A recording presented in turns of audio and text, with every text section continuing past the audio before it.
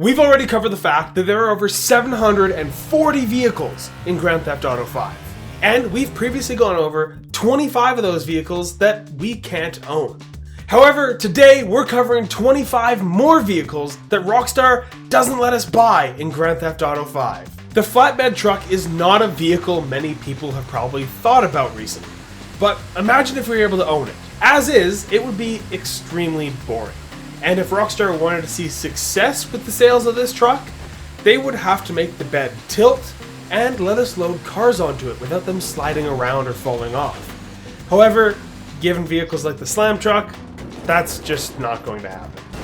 One vehicle the comments continuously reminded me of on the last video was the cargo plane, and the running excuse is that it was just too big to fit in a hangar.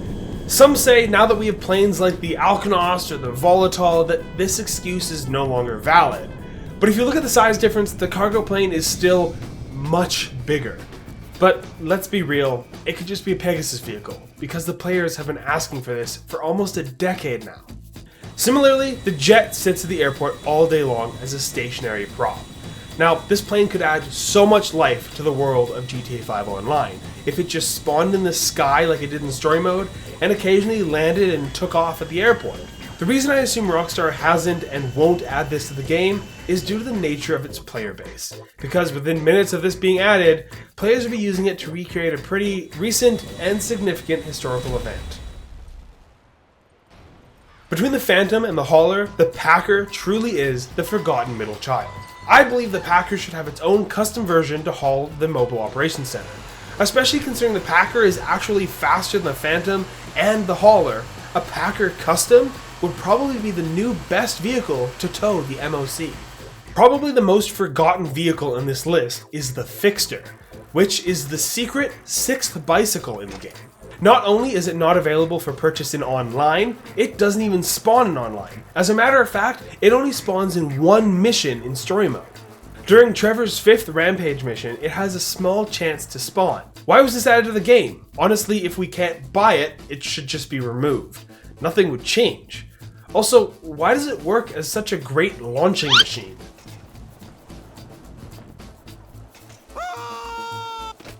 Since we already mentioned almost all of the police vehicles last month, here's the last of the police lineup that we can't own, starting with the Police Predator boat.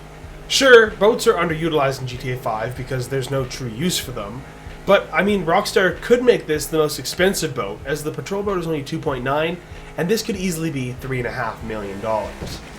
Not that I'd buy it, but they could do it. Keeping on the same line of thought is the Buffalo and the Granger. No, not the police ones, we've already covered those.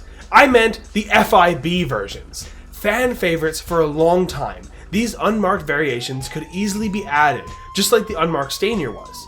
The FIB SUV would likely not be as popular as the FIB Buffalo, and although the police Buffalo would likely cost a huge amount, at least the unmarked version could be a bit cheaper. Heading back to the airport, there are two vehicles that many people probably wouldn't buy, but I'll never not want the option to buy a vehicle. The Ripley is a large airport utility vehicle, and even though it's bulky and slow, I'd likely pay around $600,000 for this.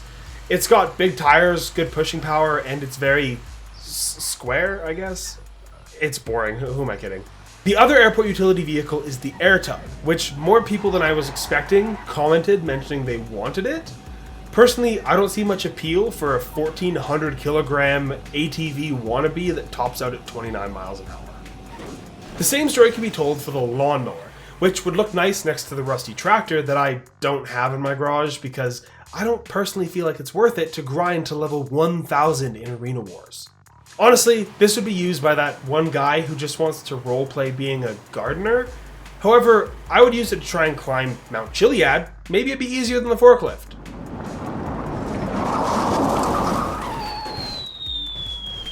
Now, I still stand by my claim that the 9 snowy vehicles from North Yankton would make a very nice and easy winter DLC for Rockstar. However, there is a 10th snowy vehicle that I forgot to mention, and it's the Snowy Stockade, which also has a different company than the Stockade we can own in online. So like I've said before, it's a free update that requires zero effort, Rockstar. Just tack them on whatever else you want to do this year. The Cutter isn't overly fast or fun or, well, anything but unique. I'm not sure what people use it for, but it is a vehicle we can't own, so I kind of had to mention it. Following the same template, the dock handler would have to be a Pegasus vehicle, and it probably wouldn't get much use because it's boring, slow, and would probably be overpriced.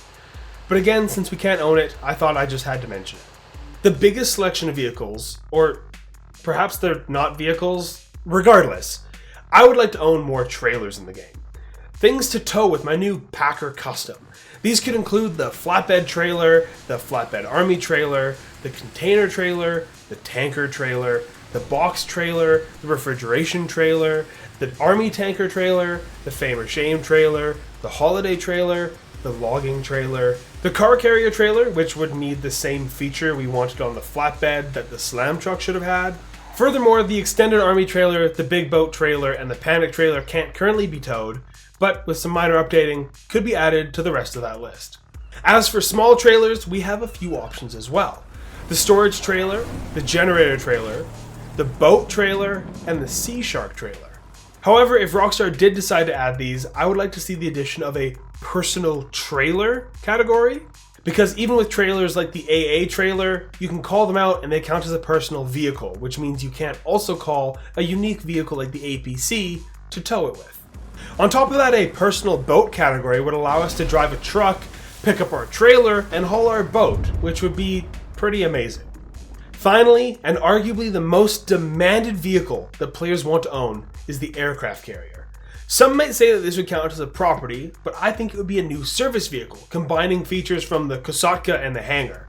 A place to park and customize planes and start a new business venture. Perhaps a military cargo business, or a heist where we break into Fort Zancudo and steal alien tech and the answer to the Chiliad mystery. Sure, it would probably be extremely expensive, but it probably wouldn't compare to the most expensive things in the game.